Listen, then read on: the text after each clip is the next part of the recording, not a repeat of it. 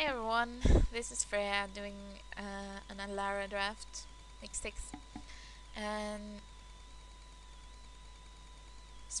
this pick is not obvious. Karthus Tyrant of Beam is a little expensive, although an okay card. But besides that, there's Espresso, which is really interesting, but somewhat committing to Esper. Infest is okay, Dark Temper is okay. Nothing's like jumping up, so I think I'll take Aspersaw. This is the card that seems the most fun at the very least. And followed up with Agony Warp, I think is the best. Other cards that are good are Marisi Twin Claws and Sangharite Backlash, but I think Agony Warp is probably easily the pick. This one is a bit tricky. Does not look like Esper is very open. Or maybe there are just no Esper cards. But Zombie Outlaw is a good card. So is Zonite Rake, both in blue-black, which is where we're sitting right now. Not really sure which one is better. I really like Zonite Rake in a more an aggressive deck, like an aggressive black-red deck or something like that. But I'm not sure I like it as much in blue-black, and I think I'll take Zombie Outlaw over it. Since blue-black tends to turn out to be fairly controlling, it especially isn't very much at home in Esper either. Here, Eldakin Outlaw is pretty much the only good card here. It's a pretty weak pack. Elder Mastery is okay. It's a bit risky, but it's sort of all-in kind of card sometimes. Oops. But we'll take the Eldakin Outlander. And Fate Stitcher. Yes. Some late green-white cards here, and nothing else of value really. Oh, Spark Elemental if you're really aggressive, but Fate Stitcher is very good for a fairly controlling blue-black deck. And this is a card that fits very well with Aspersoa, although we're gonna need more artifacts before it becomes good. Puppet Conjurer is another card that I like fairly much, and also Pale Reckless, of course, if it was green-white, but I'm not.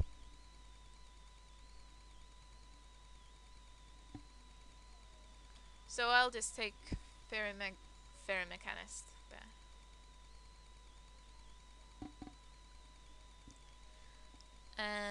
This pack does not have a lot for us, but it does have Kaleidostone, which is always fun to have if you have an Asperso in your deck. Sadly, wasn't a lot else in that pack anyway. And here we're just gonna take another Fairy Mechanist.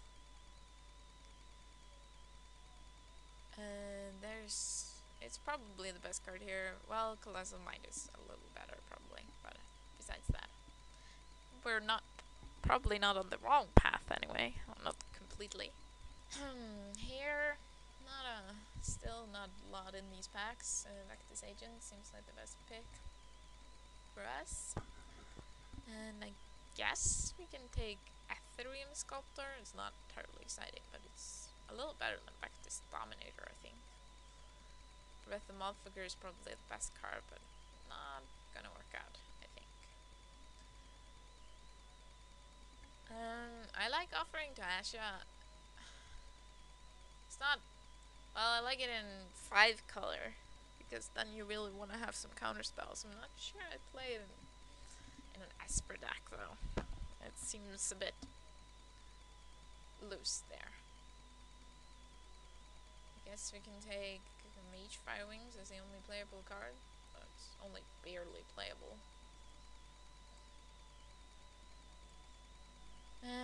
Aetherod Page might make it. It's not Not terribly exciting, but might make it. Marble Chalice, however, probably won't. Unless you're really reaching. Soul's Grace is out too. Okay, that's really sad to see a Lightning Reaver go by.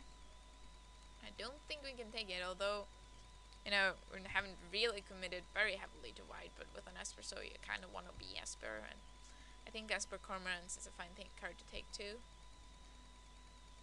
Lightning Reaver is good, although it's not that good against Esper, I guess.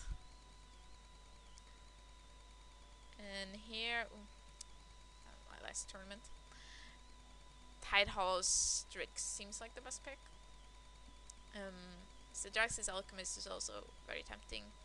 It's a very good card, but the cheap artifact is always good to have with Espersoa, and it's a very good card anyway.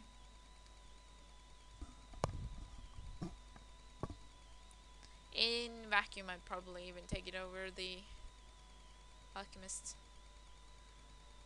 Here, it's a tricky one. Mask of Riddles I really like, but I think I have to take Arcane Sanctum here, because, you know, I haven't picked up any fixings so far, and Arcane Sanctum is just one of the better for us. Actually, just pretty much the best for us. Well, the red-black continues to flow in this direction. As for Sojourners, Talon Trooper, and Avon Squire are the possibilities for us. Of those cards, I would probably say Avon Squire is the best, but I'm not sure we're gonna be able to support such a low drop white card. Though it's only slightly lower than Talon Trooper, which is the second best card. Don't really want to take Esper Sojourners over either of those, so it really comes down to that. And I think I will take Talon Trooper though. Ooh, Parasitic Strix. That's a good card. Also Metallurgian, very good card. Very good with Tidehollow Strix. And also Espersoa, because, you know, they really want to kill your Espersoa. But I kind of like Parasitic Strix better, because it's blue and has a nice comes into play ability. Wow. That is late for a Tower Gargoyle. Good sign for us. We'll definitely take it, although there are some other cards that I wouldn't mind in my having in my deck. Cavalry Screecher is okay, although of course it's not artifacts. Athersworn Canonist is also good. It's not that exciting in limited, but and Traumatic Visions would be very nice for fixing. Or Sanctum Plow-based. But I'm taking Tower Gargoyle. That pack out a lot for us. Here I'm definitely taking Athersworn Shield Mage. This is the deck for it. Windrain Mage, it's a bit hard on the mana, but it's a very good card. At least very fine card. And Voices from the Void is pretty good too. But Athersworn Shield Mage is by far the best. Oof. And it's not a lot for us here. Resounding Wave is not that exciting. It probably won't make the deck.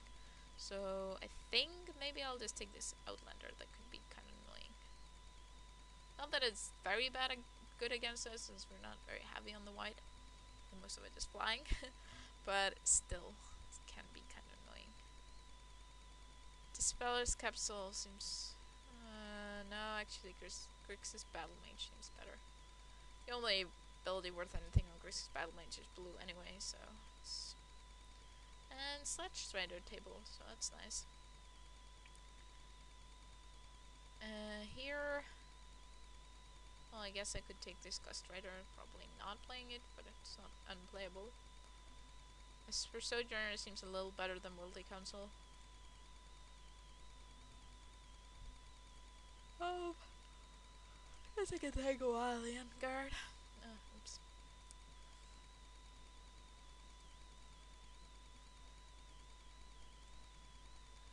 What are we not playing? We're not playing Soul's Grace. Not playing Marble Chalice. Probably not playing this, and probably not this. Ooh, nice. Well, second to last. Playable. Now, that's not bad. I must say. Best, probably the best deck to be playing when you open Tesseract. Not that it's ever bad to open it. Though I'm not sure it's worth that much anymore. I have no idea. A little out of touch with card prices. But yeah, we're taking Tesseract either way. And here, guess we'll just take this Welthalken Outlander. Well, Ranger of Vias, we don't have any one casting cost yet, so we're probably not taking that. Could take Death Duelist, but not heavy on the white, and it's not an artifact, so it doesn't seem that enchanting. So I guess I'll take the Armillary Sphere over the Esper Panorama, since it has better synergy. And Fix is just, actually, probably just better fixing either two. We are a little low on removal, which is somewhat of a concern. We have 19 creatures and no removal, well, except Agony Warp. Which is not a bad removal spell, but could do with like one or two more. Although Esper seems to suffer from it rather often. I suppose Aethersworn Shieldmate can sort of count as a removal spell. Sort of. I guess another Parasitic Strix is not unreasonable. And another Aethersworn Shieldmage. Quasi removal, here I come.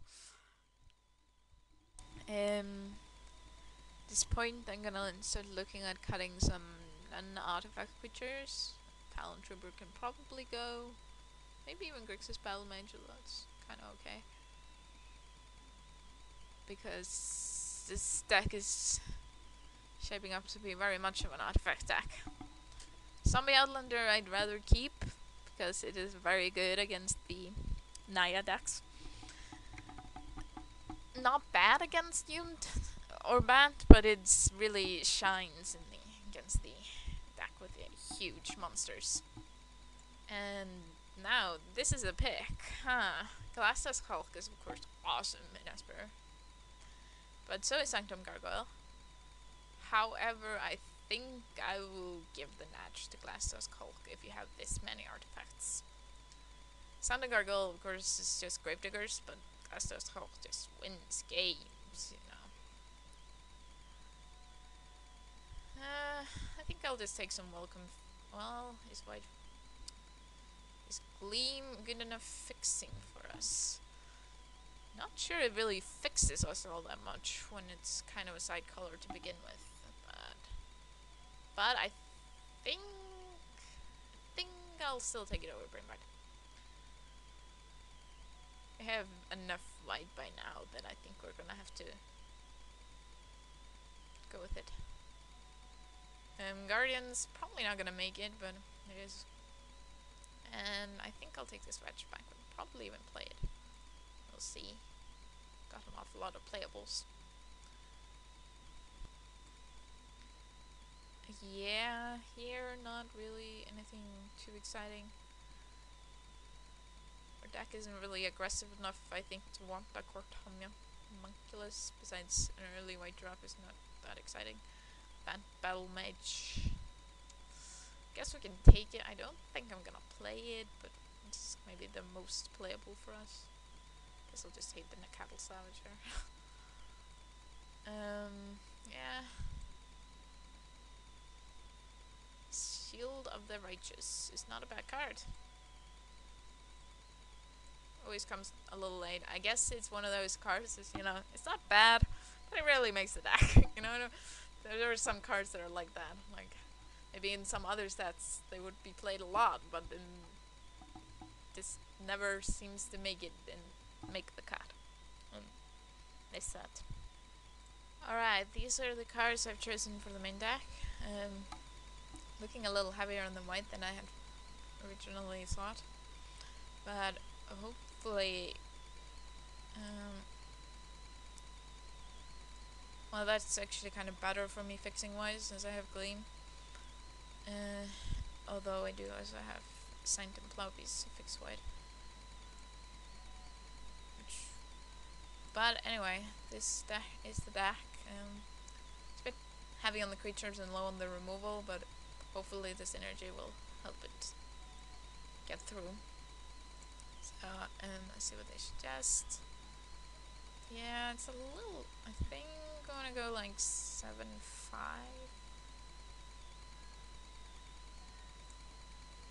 Let's see how much black we have. We have 1, 2, 3, 4, 5, 6 black spells, and 4, 5, 6, 7 sources of black. That should be enough.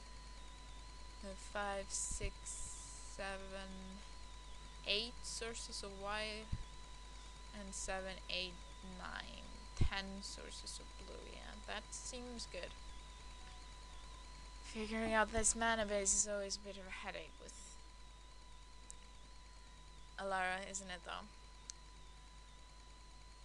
But the deck looks good, very good, which probably means it's gonna lose in the first round, because I always like them best when the decks that lose in the first round seem to have that odd streak about me building sort of strange decks or something. But well, this deck isn't really strange, it's rather good looking, but it could very well fail to some crazy bomb that I can't kill because I don't have any removal. But if it doesn't, it will probably win. So, we'll see you in round 1.